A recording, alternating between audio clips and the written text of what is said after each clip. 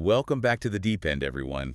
I hope you're sitting down, or maybe lying down. Get comfortable. Yeah, get comfortable, adjust your headphones, and maybe dim the lights a little bit. Mm-hmm. Because today, we are going to try and break your brain. Just a little. Just a little bit, but in a fun, relaxed, chilling kind of way. We are certainly engaging with some material today that challenges the very fundamental ways we interact with the world. It's definitely not for the faint of heart, but it is for the curious. And if you're here, you're definitely curious. Exactly. Exactly. So I want to start by asking you, the listener, a question. And I want you to really think about this. Have you ever heard a color or maybe felt a sound? Mm-hmm. And I don't mean just the bass rattling your chest at a concert. We've all felt that. I mean, have you ever literally felt a bird's song in your elbow? It sounds like a riddle, doesn't it? Or maybe something like synesthesia, where the senses get crossed in the brain. But in the context of what we're covering today, it's actually about, well, biological potential, the untapped capabilities of the human form. It's wild stuff. Today, we are doing a massive deep dive into the Seth Material. Yep. Specifically, we are cracking open session 154 of the early sessions, book 3. And for the archivists out there, the date on this one is May 12th, 1965. And just to set the scene a little bit, this material is coming from Jane Roberts, who is channeling the personality known as Seth. And in this specific time frame, spring of 65, Jane, who Seth calls Ruburt, is doing what they called psychological time experiments. So she's basically exploring altered states of consciousness, Yeah. trying to step outside of, linear time. Exactly. And she's documenting these weird thrilling or tingling sensations that seem to respond to sound. Right. And Seth takes that one little personal experience, a note in her journal, Mm-hmm. and just blows it up into a theory of the entire universe. It's what he does best. So our mission today is to unpack that theory. We're going to look at the latent potentials of human perception, why a car isn't really a car, and why reality is basically just a sum of a bunch of creative distortions. Okay, before we properly jump in, we have to do the standard disclaimer. We declare this podcast will be distributed free of charge on all major platforms for educational purposes. We're here to learn. We're here to learn, to explore, and to get our minds blown. We aren't telling you what to believe. We're just laying out the map that Seth drew for us. Precisely. It is an exploration, not a sermon. All right, let's get into this first part. The body as a universal ear. It sounds like a horror movie title. It really does, doesn't it? The universal ear. But it's actually kind of beautiful when you dig into it. It is. The session kicks off with Seth talking about Jane's experience during her psychological time. She describes this state of ecstasy, or a singing sensation. And ecstasy here isn't just like pure happiness, right? No, not really. In this context, it's more of a state of heightened, almost electrical vibration that she's feeling in her body. Yeah, she says it would suffuse the whole body, or sometimes just like hang out in one arm or a leg. Right. But the cool part, the part that really triggered this whole lecture from Seth, was the trigger itself. Right. The sounds. The sounds. She noticed that things like running water in the pipes or a robin calling outside would cause a physical upsurge in this feeling. And this is the key observation. It wasn't just that her ears heard the water and her brain went, oh, that's water. Her body was reacting physically to the vibration of the sound. So Seth's analysis is that she was basically detecting sound through the sense of feeling. Exactly. So normally the process is sound wave hits the eardrum tells the brain tells me, oh, that's a bird. But Jane was sort of bypassing the ear. In a sense, yes. Or maybe she was just expanding the definition of what an ear is to include her entire physical body. Correct. And then Seth drops this hypothesis that just completely rewires how you think about your own body. He starts talking about cross-modal perception. He says the physical body has the potential to perceive stimuli on a generalized basis. Yeah. What does he mean by generalized? He means we aren't hardwired as strictly as we assume. We are conditioned, really deeply conditioned, to believe that eyes are for seeing, ears are for hearing. And, in our day-to-day lives, that's how we use them. It's efficient. Right. It's tidy. It's very tidy. But Seth argues this is just a learned behavior, specialization. He says the potential of the physical body includes the capacity to hear through any given portion of the bodily expanse. So theoretically, Yeah. my kneecap could listen to a symphony. In a manner of speaking, yeah. Seth puts it really poetically. He says, and this is a fascinating quote, It is also within the human capacity, ideally speaking, to hear the sight of the car and to see the sound of the car. To see the sound of the car. Okay, that is tripping me out. It implies that the data is just Yeah. data, right? Yeah. We just have these very specific decoders we call eyes and ears, but the body is actually one giant all-purpose decoder. That is a great way to put it. The data, the reality of the car, is just beaming out information, energy, vibration. And we've just trained our ego, our conscious mind, to funnel that information through these two very narrow channels. And Seth says this potentiality is very seldom realized. Very seldom.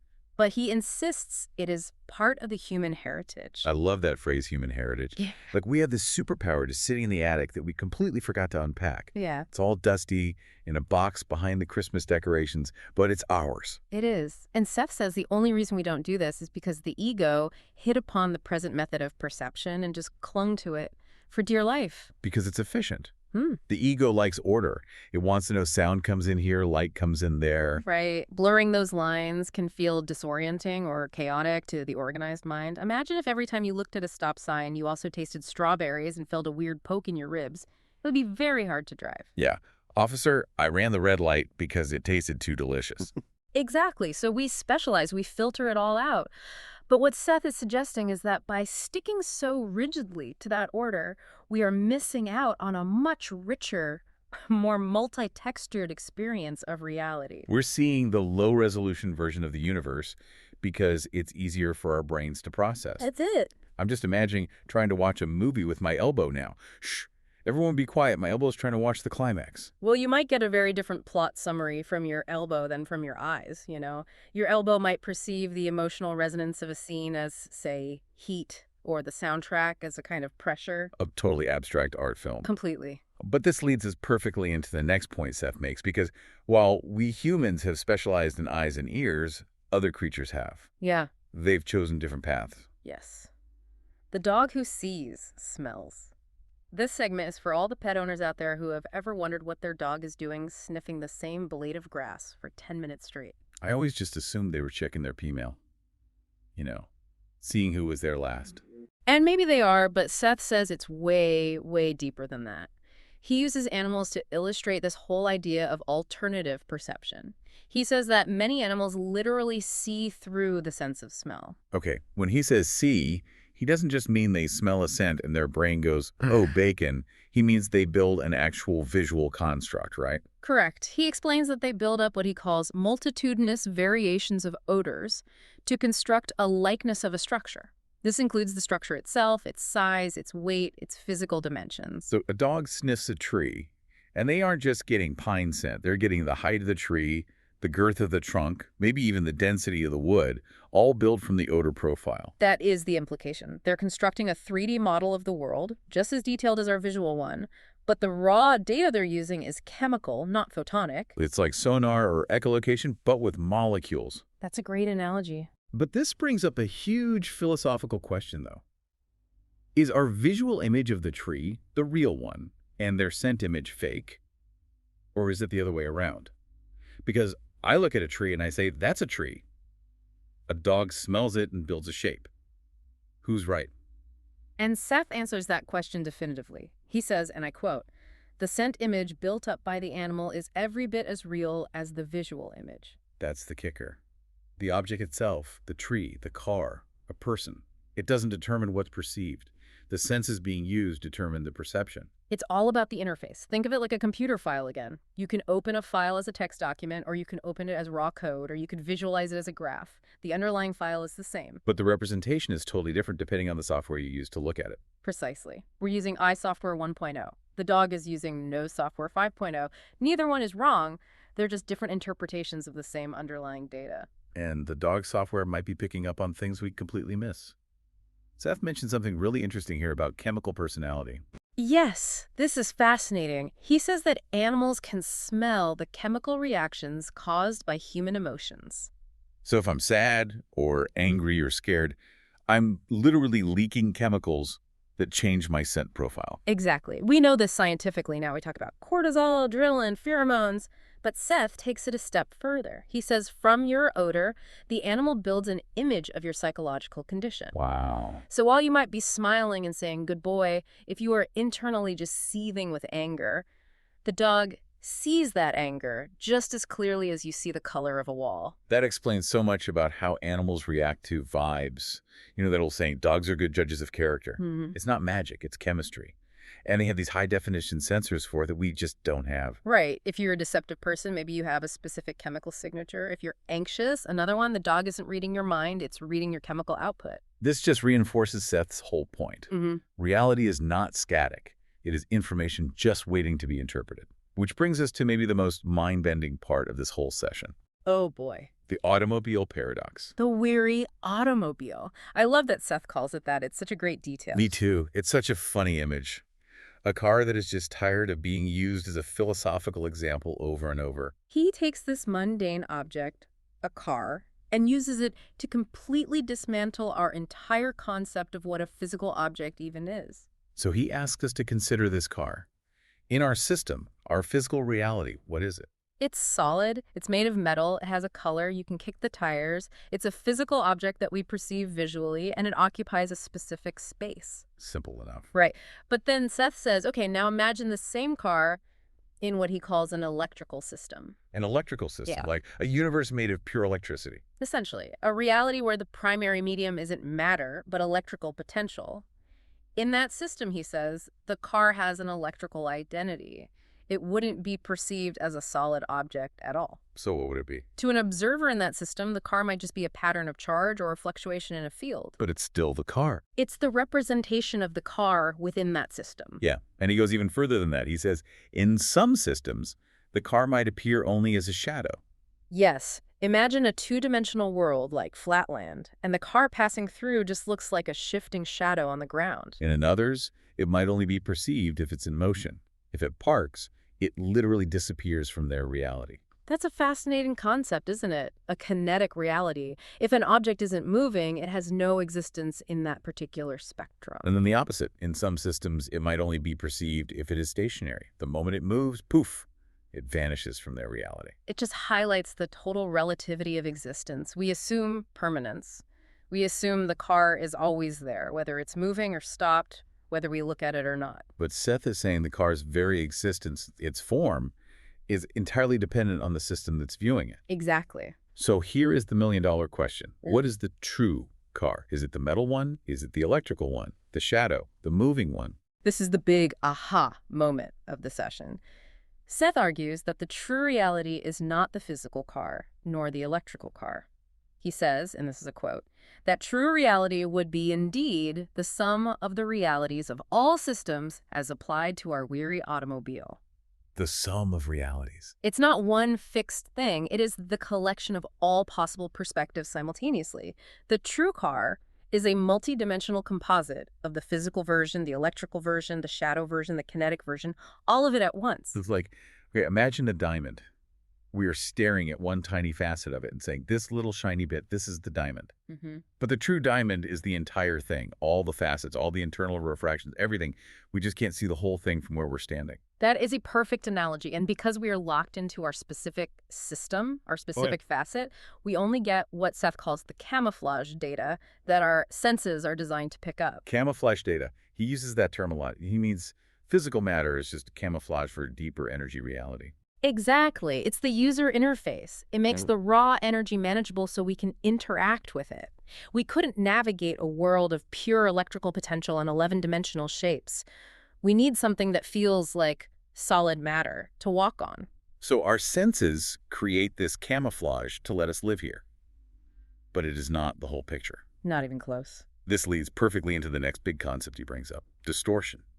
Because if we're only seeing one facet, then we are distorting the truth, aren't we? Well, Seth takes it a step further. He introduces what we might call the observer effect from quantum physics. He argues that perceiving an action is itself an action. Perceiving is an action. So looking at something isn't passive. We're not just a camera. Not at all. We tend to think of ourselves that way, just passively recording what's already there. But Seth says no. He says any perception instantaneously changes the perceiver. It also changes the thing perceived. That sounds so much like quantum physics. You measure a particle and you change its state just by looking at it. It's very similar. Seth is saying you cannot interact with reality without altering it. Therefore, perceiving something distorts it. You are adding your own action, your consciousness, your biases, your sensory limitations to the mix. But usually when we hear the word distortion, we think of it as a bad thing. Right. Like a distorted guitar signal or a warped mirror. It implies an error, like I saw it wrong. But Seth reframes this entirely. He calls it creative tension. Creative tension, I like that. That sounds productive. It is. He says this distortion creates a new reality. It's not an error, it's an act of creation. The universe is cohesive, but it varies based on who is looking at it. So when I look at the car, I'm creating my version of the car. And when the electrical being looks at the car, they create their version. Both are new realities born from that creative tension between perceiver and perceived. So we are basically co-creating or remixing the universe every single time we open our eyes. In a sense, yes. We are active participants in the construction of the reality we experience. We aren't just an audience in a theater, we're the projectionists. Wow. Seth ties this back to synesthesia in daily life again, which I found really interesting. He talks about how colors can be perceived as sound or even tasted or sniffed, but subconsciously. Yes, he suggests that even if we aren't aware of it, we are constantly processing this cross-modal data. He brings up an inner sense of balance when it comes to color. Stability versus instability. Right. We might perceive a certain color as stable or balanced, while another color feels unstable or top-heavy. That makes total sense. When you walk into a room with, terrible wallpaper, a really chaotic pattern, and you actually feel dizzy or just ungrounded. Exactly. It's not just that your brain thinks it's ugly, it's that your inner sense of balance is physically rejecting the vibration of that color pattern. Or why we use terms like loud colors. Man, that shirt is loud. Why loud? That's an auditory term. Seth would argue we use that because on some deep subconscious level, our body is literally hearing the vibration of that color, and it's screaming at us. Or tasteless decor. Maybe we are literally tasting the bad design, and it tastes like, I don't know, stale cardboard. It's very possible. The language we use so often betrays these deeper connections that our conscious mind tries to filter out. We say something feels heavy or looks sharp. We're crossing our senses all the time in our idioms. So we've covered the universe, the nature of reality, the distortion of perception, and dogs smelling fear. Now, I want to pivot to my favorite part of this session. I think I know where you're going. Because after all this cosmic mind-bending philosophy, Seth gives Jane some very specific, very mundane advice. The beef bouillon advice. I laughed out loud when I read this. He's explaining the fabric of the multiverse, discussing how a car exists in shadow dimensions, and then he's just like, by the way, Ruburt needs a snack. It is a wonderful grounding moment in the text. He recommends that Jane Ruburt should have a cup of beef bouillon in the mid-afternoon. Specifically beef bouillon. Why? Is there some kind of magic in the broth? Is this an alchemical potion? It comes back to energy. It's actually very practical. Seth explains that Jane's system seeks out proteins to build the specific type of energy she uses for her trance work. So channeling Seth literally burns calories. Yeah. Or uses up protein. It uses energy. High-intensity mental or psychic work requires fuel, just like physical work. Seth says her system automatically, as a rule, seeks those foods that tend to build up the particular sort of energy that he uses in the main. And for her, that fuel is protein. For her, that's what her body needs to build that psychic connection. It suggests a very real biological mechanism behind the magic. It's not just spirit. It's biology converting matter into energy to facilitate a connection. And he makes a point to say this doesn't apply to Rob, Jane's husband. Right. He says, this, however, does not apply to you, Joseph. It really highlights that biology is individual. There is no one-size-fits-all diet, not even for psychic work. Jane's body chemistry needed that specific protein to handle the electrical or psychic load of the sessions. Rob's body needed something else. It's practical magic. Listen to your body. If your body is screaming for beef bouillon, maybe it's trying to fuel a psychic breakthrough. Or maybe you're just hungry. But the point is, don't ignore the physical vessel while you're trying to reach for the stars. Exactly. The connection between what Seth called the inner senses, these pure perceptors, and the physical body is really tight. To use the inner senses to perceive reality without the camouflage, you need physical stamina. He calls the inner senses pure perceptors. He says they allow a more faithful perception of basic reality. So unlike our eyes and ears, which distort and camouflage everything to make life easy, The inner senses perceive with but little prejudice. They can see the sum of the realities, the whole diamond. so the goal, if there is one, is to develop these inner senses so we can stop just looking at the shadow of the car and actually see the whole car. Ideally, yes. To realize that human heritage we talked about at the very beginning, to bypass the camouflage and connect with the essence of things. Man, this session, it's a short one, but it really packs a punch. Yeah. It makes you look at your coffee mug differently. It really does. It challenges the total dominance of our physical senses and opens the door to a much, much wider universe. It just asks us to be humble about what we think we know. So let's do a quick recap of what we've learned. I want to make sure this all sticks. 1, your body is a universal ear. Mm-hmm. You can theoretically hear with your elbows and see with your knees if you can get your ego out of the way. We are one big sensory organ. Correct. 2, reality is a multi-layered cake. The car you drive is a physical object here, a shadow somewhere else, and an electrical pulse in another system. The real car is all of them combined. The sum of realities, a Yeah. crucial concept. 3, perception is creation. You can't look at the world without changing it. Your distortion creates your reality. We are active participants, not passive observers. That's a big one. And 4, drink your beef bouillon if you want to channel interdimensional entities. Or at least listen to what your specific biology requires for your specific work. A concise summary of a very complex topic. Indeed. I want to leave the listener with a final provocative thought. We talked about how observing the world changes it. Seth says, any appearance of permanence is illusion. Yes. So, if observing the world changes it, what reality are you, the listener, creating right now just by listening to this? Mm-hmm. Is the version of us in your head the same as the version in another listener's head? Are you distorting us into something new? And if you stopped listening, would we cease to exist in your personal universe? It's a question worth pondering. Are we just electrical impulses in your headphones, or are we something more? Deep stuff. Hey, if you want to go straight to the source, Yeah. and we strongly, strongly encourage you to do so because we are just scratching the surface here, you need to check out the Seth Material. Yes, credit where it is due. This material is published by the New Awareness Network. You can find all the books, including the early sessions, at sethcenter.com/like sessions. Go buy the books. Read them. Let your brain get twisted in the best way possible. Study the Seth Material directly. Please don't just take our word for it. It is a journey worth taking. All right. That's it for this deep dive. Go drink some beef bouillon. Try to listen with your elbows, and we will catch you in the next reality. Goodbye for now. See you.